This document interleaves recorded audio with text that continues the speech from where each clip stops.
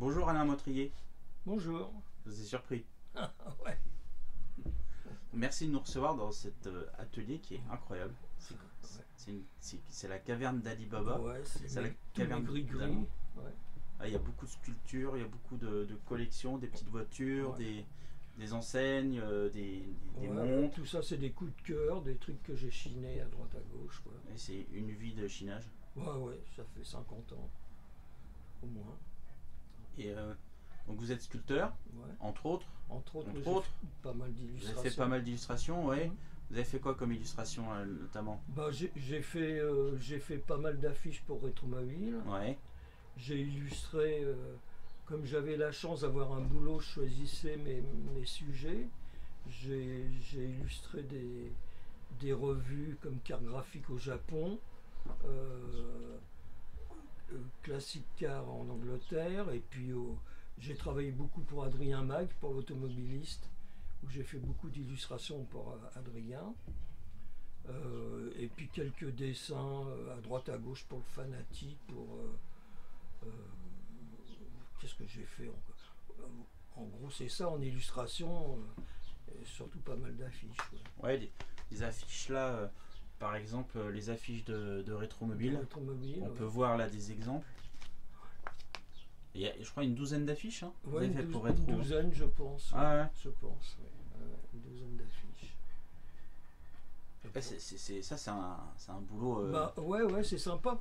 Puis ce qui est intéressant, moi j'adore ça pour finir.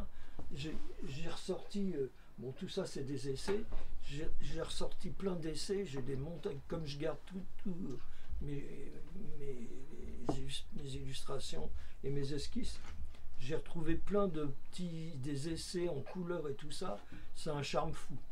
J'ai fait un peu, pas de rangement, j'ai essayé de chercher des trucs et ça fait que j'ai déplacé pas mal de trucs et c'est vrai que c'est marrant quoi parce que c'est quand même un paquet d'heures puis comme je vous disais, comme je vous pique 4 heures par nuit, ça me laissait pas mal de temps Ouais. pour bosser quoi. Et pour en revenir aux affiches, comment ça se passe la démarche il y a le thème, il vous l'impose. Comment ça se passe d'ailleurs? Tiens, Ah là là là c'est une là. bonne Ah question. ben ça oui c'est une bonne question. Les premières affiches je faisais entièrement ce que je voulais hein. Bon, au bout de 15 jours, il me donnait son assentiment ou pas. Et puis après, petit à petit, Nicolosi m'a imposé des trucs. Il y a notamment une affiche, là, celle qui est sur la porte. Là. J'ai fait une voiture avec une nana. Il m'a dit, Et celle-ci là. ce serait bien que tu rajoutes un canot. J'ai rajouté un canot. Il me dit, ce serait bien une vedette. J'ai fait une vedette. Ah, il me dit, ce serait bien une moto. Enfin voilà, ça c'est les aléas. Ouais. Oui. Et un Ça, peu les caprices. combien de temps Ah bah ça, là, j'ai des piles d'essais comme Ouais. ça. C'est quoi un mois de boulot quoi. Ouais, un bon mois de boulot. Un bon mois de Ouais, donc boulot, c'est quand hein. même, ouais, Ouais. c'est quand même du boulot. Et donc la dernière affiche, elle date de quelle année? La dernière affiche, c'est celle à gauche. C'est Là, 2006 alors. ouais, j'en avais fait une qui est terminée, qui est prête, et c'était la nouvelle organisation qui avait racheté Rétromobile, et ça commençait à me gonfler parce que il y avait une réunion tous les 3 jours avec 20 pèlerins autour de la table, qui chacun donnait son avis.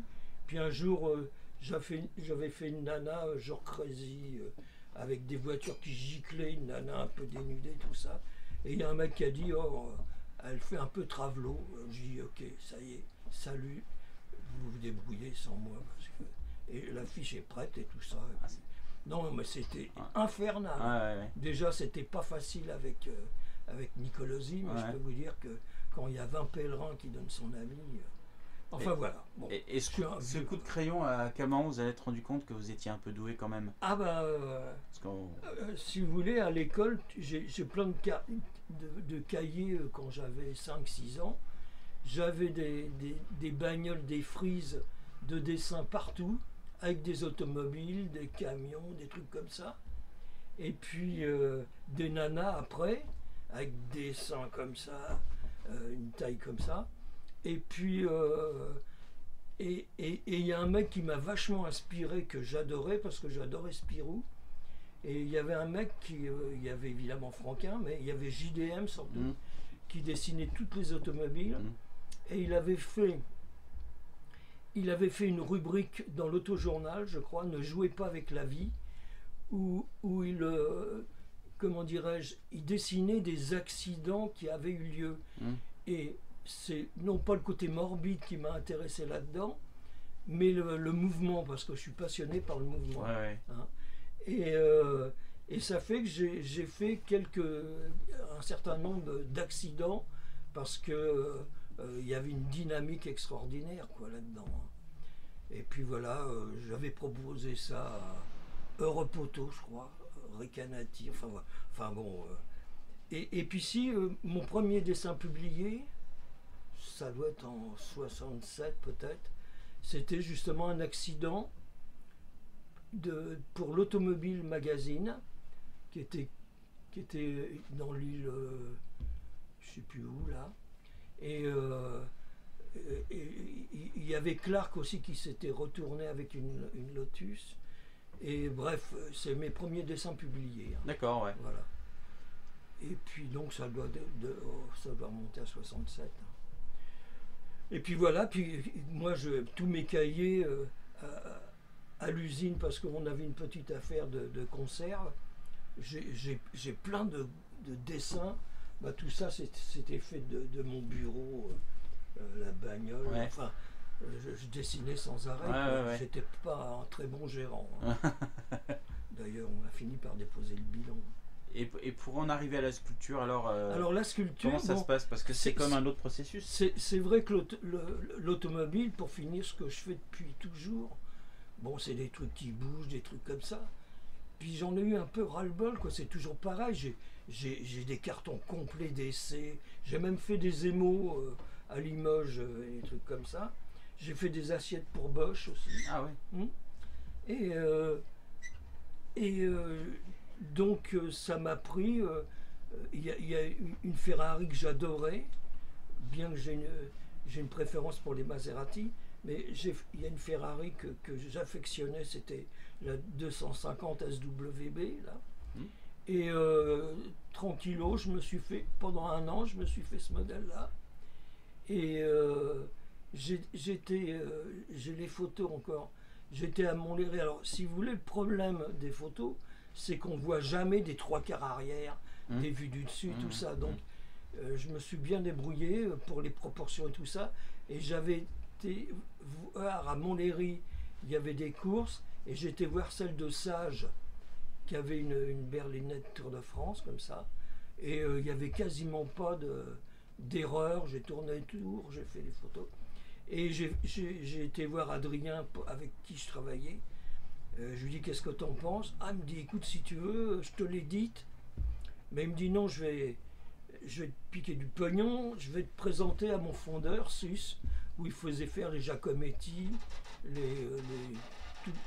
tous ces trucs.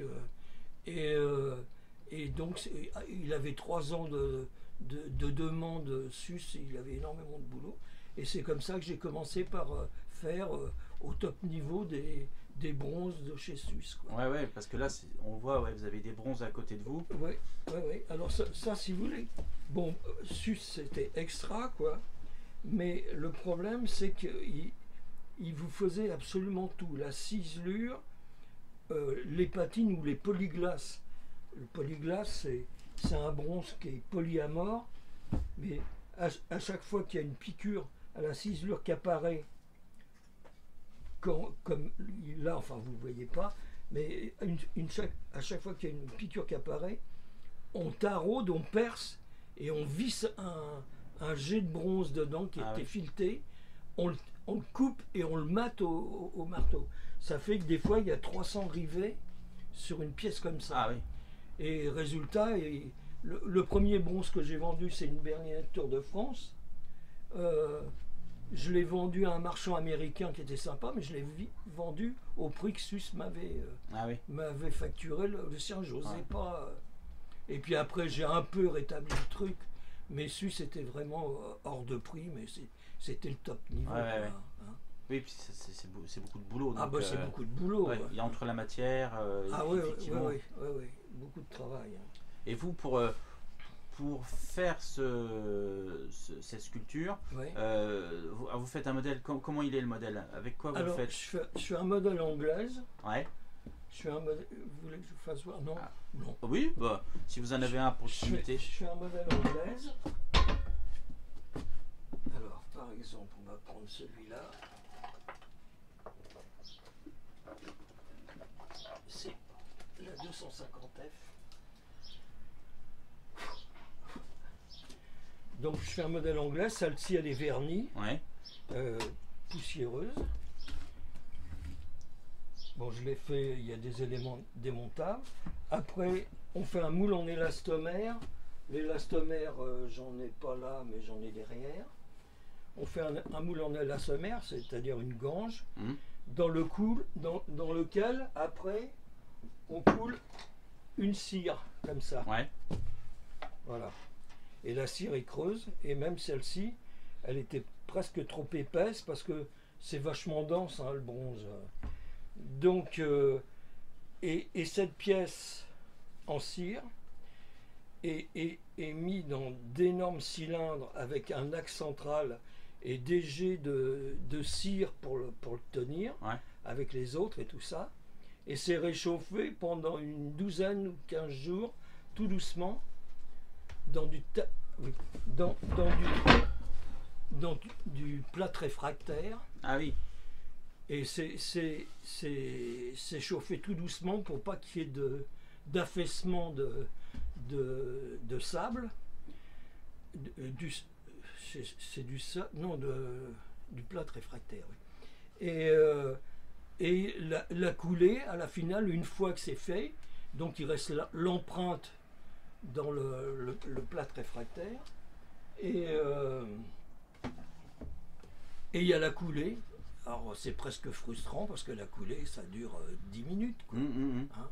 Et après, au Karcher, ils virent le plâtre et tout le bazar. Et après, il y a.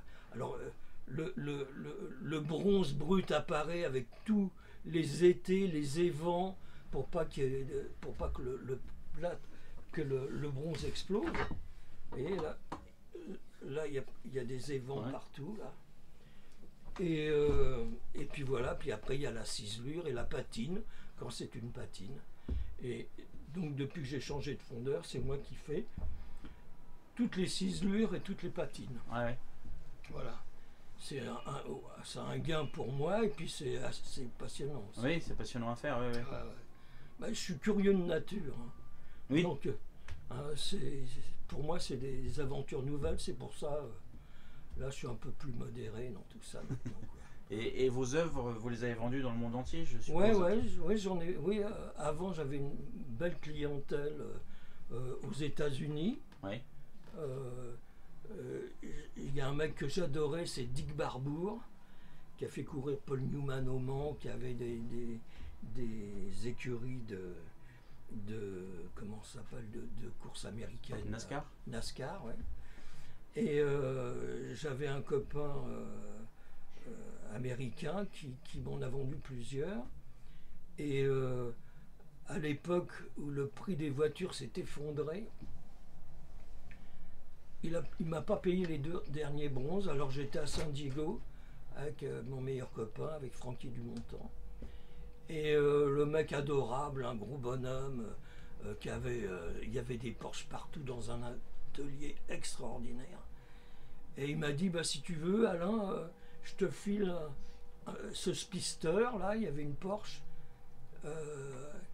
Il y avait une Porsche à côté, un spister dans son jus, mais vachement sain.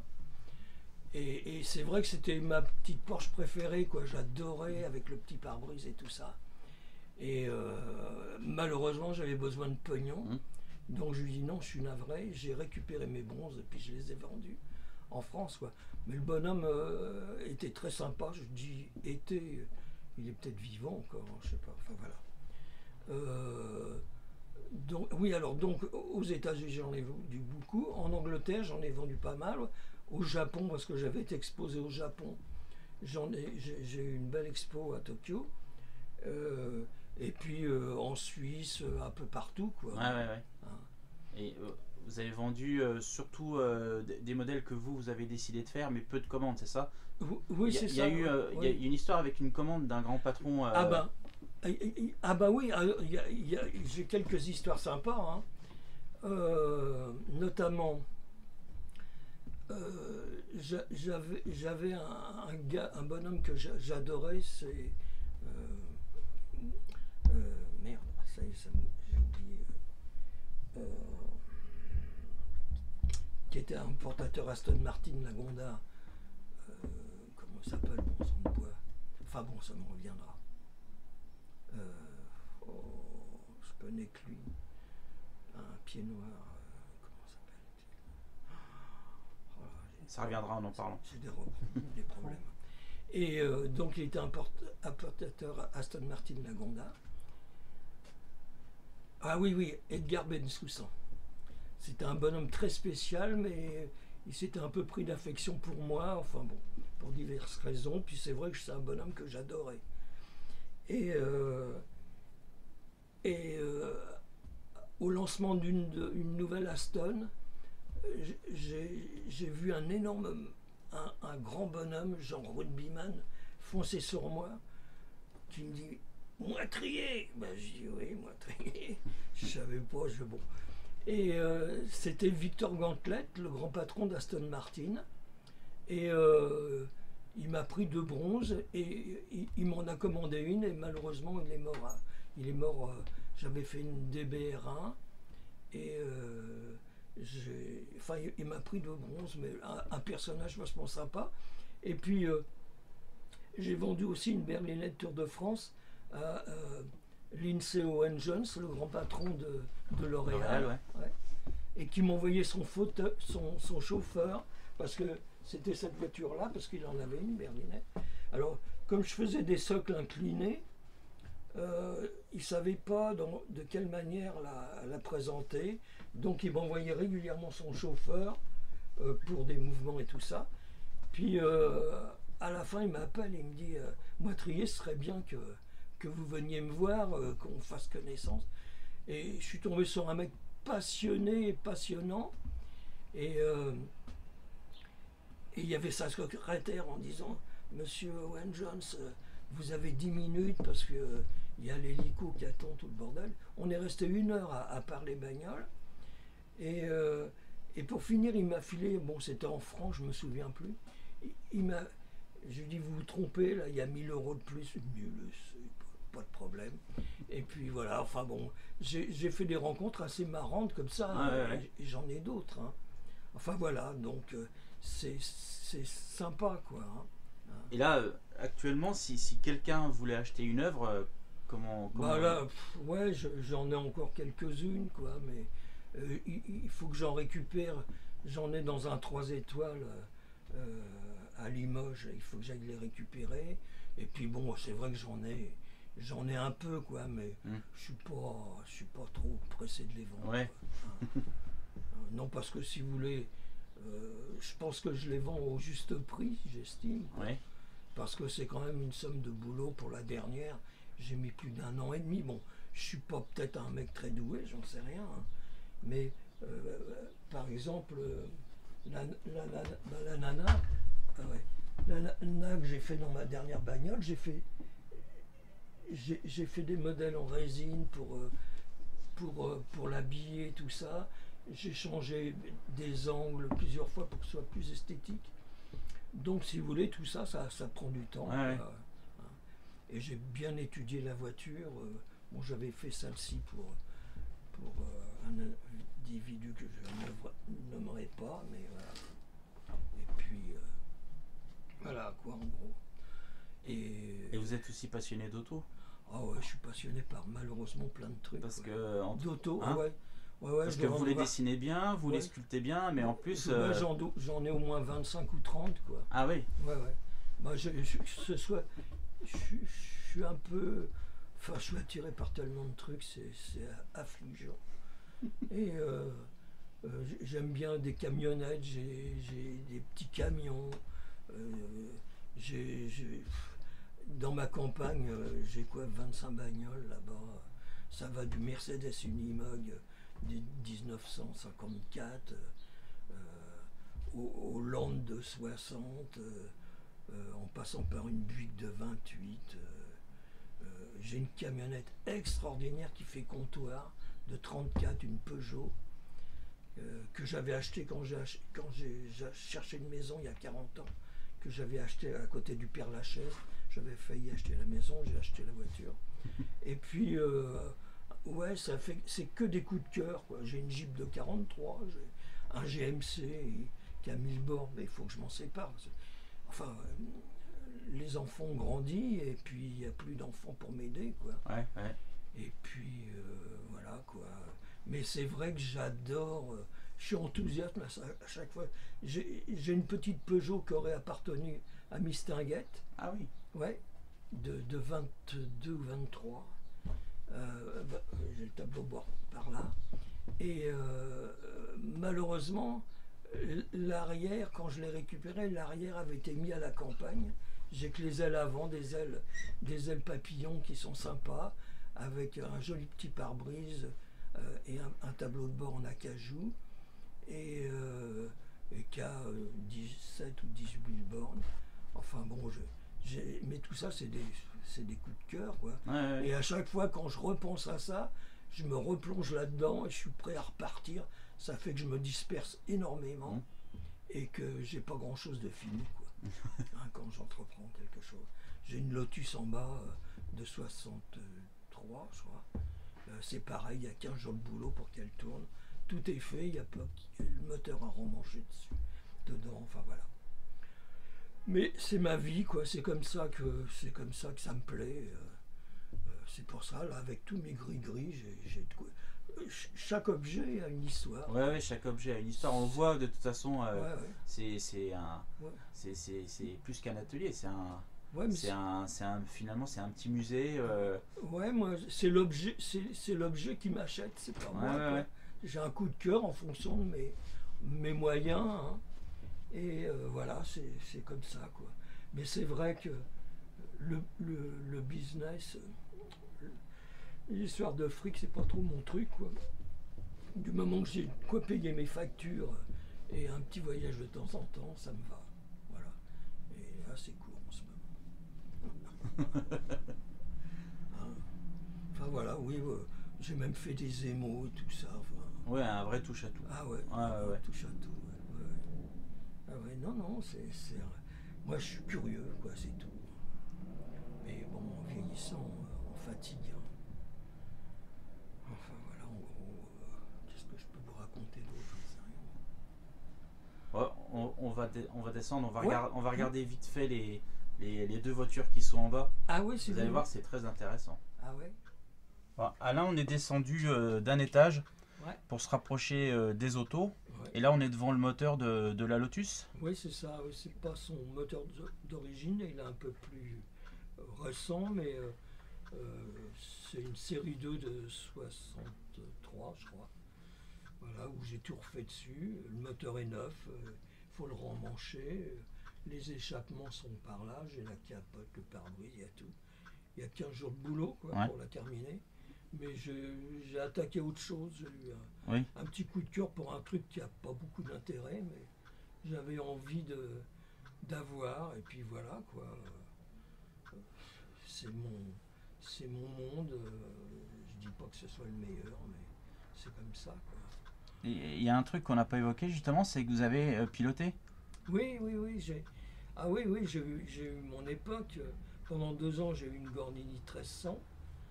Je fréquentais énormément les casses d'Orly, avant Orly, où il y a le Joinville. Non. Ah oui, Villejuif, ouais, c'est ça. Et j'étais fourré tous les jours, j'avais plein de potes et tout ça.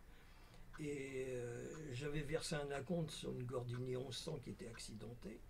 Puis j'ai un de mes potes garagistes qui est André Citroën. Là. Il me dit, je t'ai trouvé une 1300 d'usine et tout ça.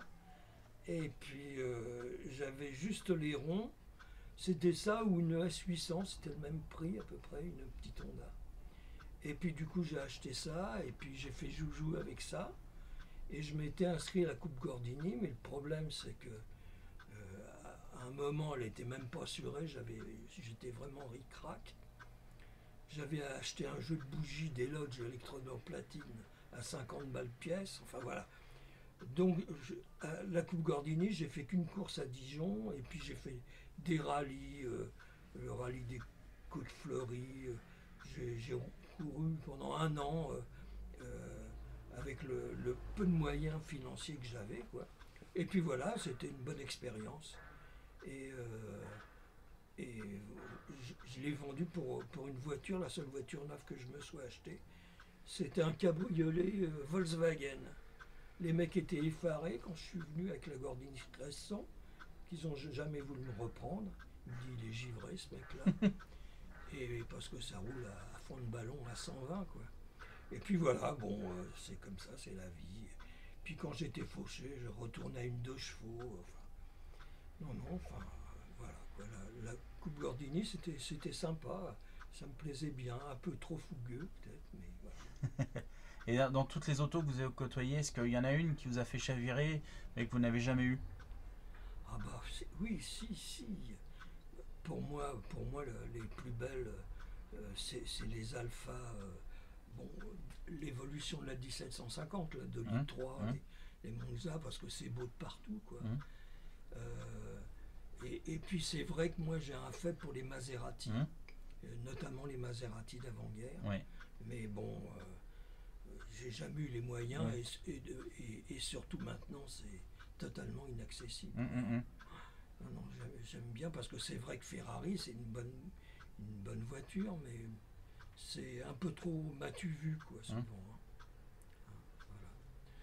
Voilà. Non, les voitures, il y en a plein.